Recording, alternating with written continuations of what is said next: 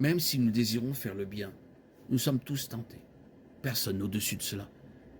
Même quelqu'un comme l'apôtre Paul, il a partagé sa propre lutte de la chair contre l'esprit lorsqu'il a écrit dans Romains 7, 22, 23. Car je prends plaisir à la loi de Dieu dans mon être intérieur.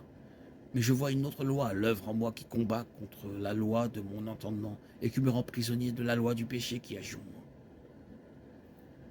La tentation n'est pas en elle-même un péché, elle devient un péché lorsque nous permettons à la tentation de devenir une action, même dans notre esprit.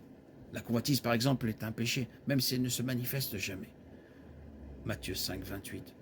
La convoitise, l'orgueil, la cupidité et l'envie sont tous des péchés du cœur. Même s'ils ne sont pas apparents pour quelqu'un d'autre, ils sont toujours des péchés.